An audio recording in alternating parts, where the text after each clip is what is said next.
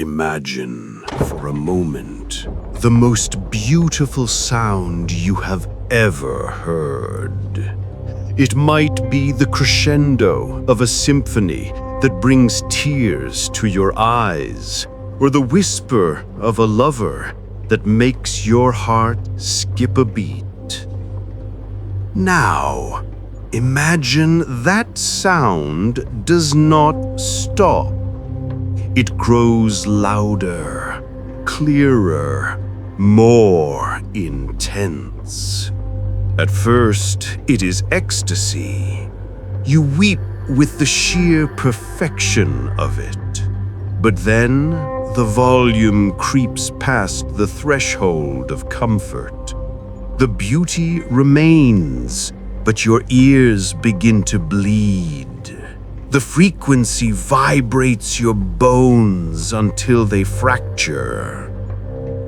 You want to look away, to cover your ears, but you cannot. Not because you are bound by chains, but because you are bound by desire. You need to hear the next note, even if it kills you. This is the trap of the Dark Prince. This is the horrifying reality of Slaanesh. In a galaxy consumed by war, when Nurgle offers rot and Khorne offers rage, Slaanesh offers something far more insidious. Hope. The hope of perfection. The promise that you can be better, faster, stronger, and more beautiful than you ever dared to dream. But in the grim darkness of the 40th millennium, there is no such thing as a free gift. To accept the blessing of Slaanesh is to embark on a journey where the destination is not satisfaction, but an eternal, screaming hunger. It is a descent into a hell where agony and ecstasy are no longer opposites, but indistinguishable twins. Today, we decode the nightmare of the Prince of Pleasure. We are not just looking at the physical corruption, the tentacles, the claws, the warped flesh. We are looking at the corruption of the soul. We will explore the 6 circles of seduction, the tragic fall of the Emperor's children, and the sensory overload that turns a loyal servant of the throne into a monster. Prepare yourself. The things we are about to discuss are not for the faint of heart. Secure your mind, guard your soul. And remember, the moment you think you can handle the excess is the moment you have already lost. To understand the gift, you must first understand the giver. Slaanesh is unique among the Chaos Gods. While Khorne, Nurgle, and Tzeentch were born from the primal, subconscious emotions of mortal races over eons, Slaanesh was birthed by a deliberate act of galactic suicide. Consider the Eldari Empire at its height. They were a post-scarcity civilization, masters of the galaxy, with no need to work, no need to struggle. They had conquered every external threat. So they turned inward. They sought to conquer boredom. They pushed the boundaries of experience. Art became obsession. Culinary appreciation became gluttony. Romance became debauchery. And eventually, the pursuit of sensation required darker, sharper edges. Pain was introduced, not as a punishment, but as a spice. Torture became theater. Murder became a climax. In the warp, that mirror dimension of psychic energy, this collective storm of billion-fold depravity began to coalesce. It gathered, it fed, and it grew, until, in a single moment of cataclysmic birth, Slaanesh awoke. The birth scream of the Dark Prince tore a hole in reality, creating the Eye of Terror. It instantly consumed the souls of billions of Eldari, shattering their empire forever. This is why the Eldar call Slaanesh she who thirsts. To them, Slaanesh is not a god. She is a predator that is waiting for them to die. But to humanity, Slaanesh appears differently. Slaanesh is the god of excess, and this is a crucial distinction. Many mistakenly believe Slaanesh is simply the god of lust. This is a fatal oversimplification. Slaanesh is the god of everything in excess. It is the obsession of the artist who paints with blood because red pigment isn't vibrant enough. It is the pride of the commander who sacrifices his regiment just to execute a perfect tactical maneuver. It is the vanity of the politician who burns a world to build a statue of himself. Wherever there is a desire to exceed limits, to break boundaries, to feel more, Slaanesh is there, watching and waiting to offer a helping hand. How does one fall? It rarely happens all at once. You do not wake up one morning and decide to worship a demon of hell. The path to Slaanesh is a staircase, descending one step at a time. The brilliance of Slaanesh's trap is that the victim usually believes they are climbing up. In the lore, this is often metaphorically represented as the 6 circles of seduction found within Slaanesh's realm in the warp. While these are physical locations in the immaterium, they are also profound psychological allegories for the stages of corruption. Let us walk through them and see where the line is crossed. The first circle is the circle of avidity. This is the trap of greed, but not just for gold. It is the greed for status, for recognition. Imagine an imperial governor who wants his planet to be the most prosperous in the sector. A noble goal, surely? He works tirelessly, he organizes, he builds. But soon, prosperous isn't enough. It must be the most grand. He starts to cut corners on safety to build taller spires. He taxes the poor into starvation to pave the streets with marble. He justifies it all in the name of civilization. He is blinded by the glitter of his own ambition. He has taken the first step, placing material perfection above human life. Then comes the circle of gluttony. Again, do not think only of food. Think of consumption. The consumption of resources, of time, of experiences. This is the trap for those who feel the universe owes them pleasure. It starts with the finest wines. Then the wine must be laced with rare narcotics to feel the same buzz. Then the narcotics must be harvested from the adrenal glands of living creatures. The threshold for satisfaction moves higher every day. The gift here is the inability to be content. You become a black hole, sucking in everything around you, yet remaining eternally empty. As we move deeper, we encounter the circle of carnality. Here, the corruption of the flesh begins in earnest. But in the 41st millennium, where life is cheap, This takes a twisted form. It is the obsession with the biological limit. Consider a space marine. He is designed for war. He is bioengineered to be superior. Slaanesh whispers to him, "Why stop at the gene seed? Why not modify the muscles further? Why not rewire the nervous system to react faster?" The Marine begins to view his own body not as a temple, but as a canvas. He accepts grafts of Xenos flesh because they are stronger. He replaces his skin with metal because it is harder.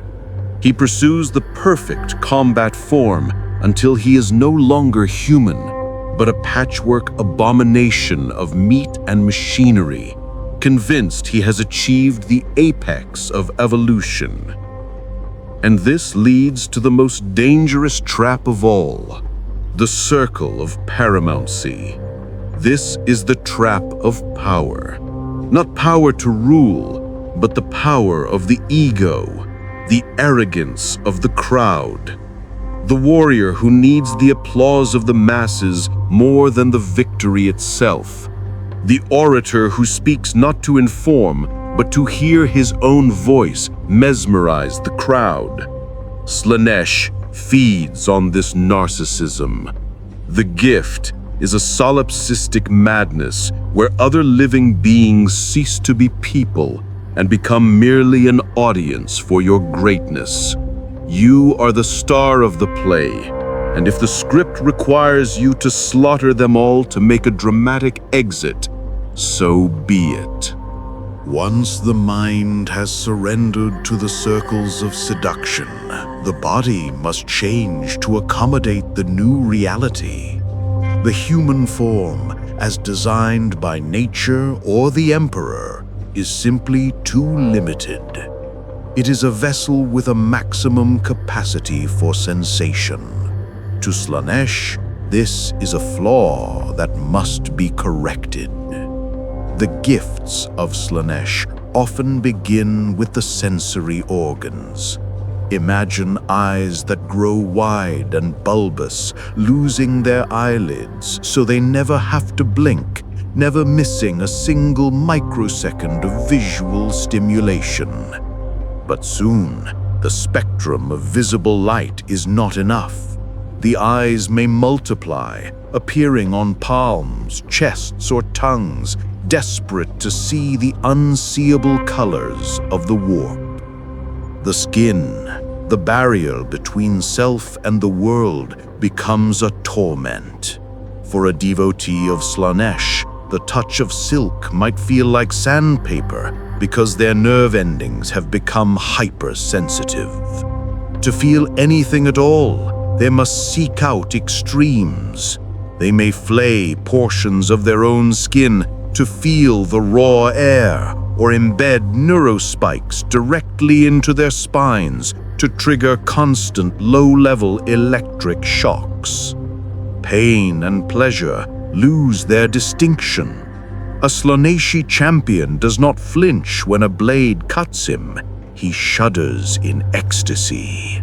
His nervous system has been rewired so that the firing of pain receptors releases a flood of endorphins stronger than any combat drug. This makes them terrifying to fight. You cannot threaten a creature that regards its own dismemberment as a thrilling climax. But the most iconic and disturbing mutation is related to sound. The ears are elongated, funneled to catch the whisper of a falling pin from a mile away. But when the cacophony of war begins, this sensitivity becomes a weapon. Their mouths stretch, unhinging like snakes, reshaping into organic amplifiers capable of emitting screams that shatter glass and liquefy brains. They become living instruments of discord. Now, pause for a moment. We are descending deep into the madness of the warp, and there is no turning back. If you have the stomach for this journey, if you want to uncover the darkest truths of the 41st millennium that the Imperium tries to hide, then you must align yourself with us. Strike the subscribe button, ring the bell, join the silent Imperium. Do not let these stories be lost to the silence. Let us continue, for the loudest horror is yet to come. To truly understand the tragedy of Slaanesh, we must look at those who fell the hardest. The Third Legion, the Emperor's children. They were the only legion allowed to bear the Emperor's own Aquila on their chest plates. They were noble, artistic, and obsessed with perfection. And that obsession was their undoing. Their Primarch, Fulgrim, did not seek evil. He sought to be the perfect son, to create the perfect society. When he found a daemon weapon, the blade of the lair, he didn't know it was corrupt.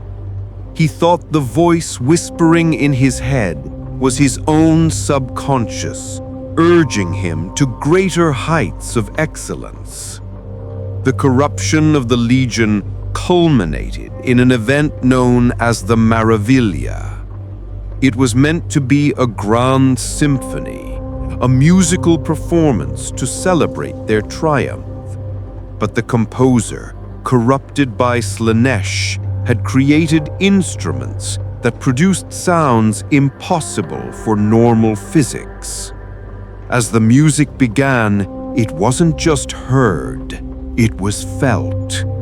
The bass frequencies bypassed the ears and resonated directly in the marrow of the listener's bones. It stirred primal, uncontrollable emotions.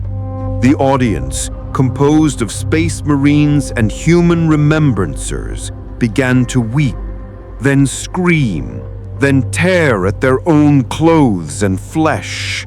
The music grew louder, louder, until the sound waves became physical force. Heads exploded like ripe fruit. Bones snapped under the pressure of the acoustics. And amidst this slaughter, the Emperor's children did not stop the concert. They joined in. They seized the sonic instruments, turning them on their brothers and the crowd. In that orgy of noise and violence, the Noise Marines were born. Consider the Noise Marine. He is the ultimate end state of Slaanesh's gift. His bolter is replaced by a sonic blaster or a blast master. These are not guns that fire bullets. They fire chords of psychoacoustic energy. Imagine being on the battlefield against them. You don't see a muzzle flash. You feel the air pressure drop. Then a wall of sound hits you. It matches the resonant frequency of your armor, causing the ceramite to vibrate until it shatters.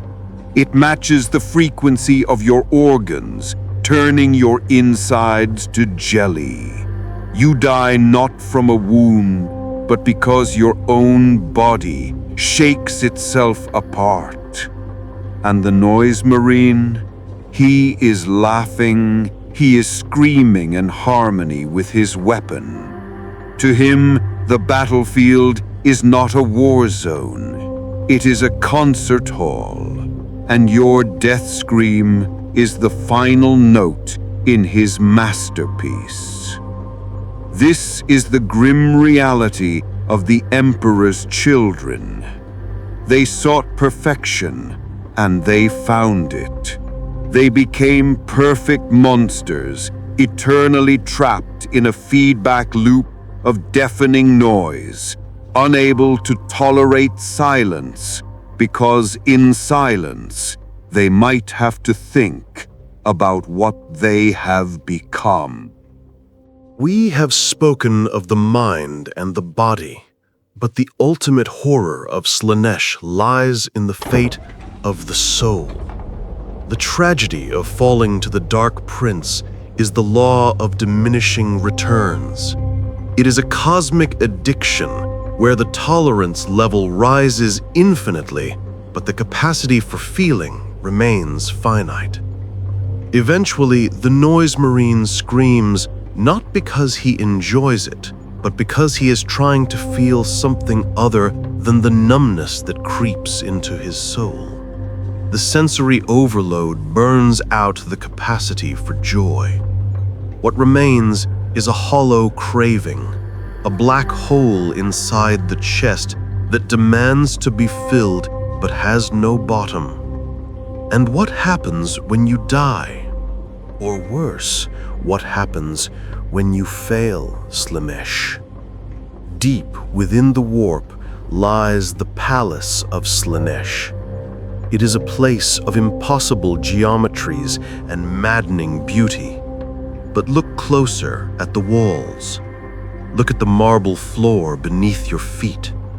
In the realm of chaos, matter is mutable. Slaanesh does not waste good souls. Those who displease the Prince of Pleasure, or those who simply become boring, are often transformed. They are not granted the mercy of oblivion. They are turned into the architecture of the palace itself. Imagine being fused into a living wall, fully conscious, your eyes frozen open, forced to watch the eternal revelry of demons and champions. You cannot move. You cannot scream. You are simply a texture, a decoration, preserved in a state of heightened sensitivity so that every footstep upon you feels like a crushing weight. This is the true nature of the gift. You believe you are the master of your desires, the protagonist of your story. But in the eyes of Slaanesh, you are not the diner. You are the meal. You are merely a battery of sensation to be drained until dry and then discarded into the foundation of a hell that never ends. The disturbing reality of Slaanesh is not found in the gore or the excess itself. It is found in the distortion of our most noble qualities. The desire to be perfect, the desire to create art, the desire to feel love. These are the things that make us human. Slaanesh takes these virtues and twists them until they become chains. In the grim darkness of the far future, the Imperium offers a life of brutal oppression, servitude, and often a violent death. It is a terrible existence, but the alternative offered by the Dark Prince is infinitely worse. The Imperium demands your life. Slaanesh demands your eternal essence. The Imperium may kill you, but Slaanesh will ensure you never truly die, keeping you trapped in a twilight of agonizing ecstasy forever. So when you look at a piece of art that seems too perfect, or hear a song that captivates you a little too deeply, remember the Emperor's children. Remember that the path to damnation is not always paved with skulls and blood. Sometimes it is paved with gold, velvet, and the sweet whispering promise that you can have it all. Thank you for joining us in this decoding of the Dark Prince. If you survived this journey, you are stronger than most. Be sure to subscribe to the Silent Imperium We have many more nightmares to explore, from the cold tombs of the Necrons to the biological horror of the Tyranids. Until then, guard your soul. The Emperor protects.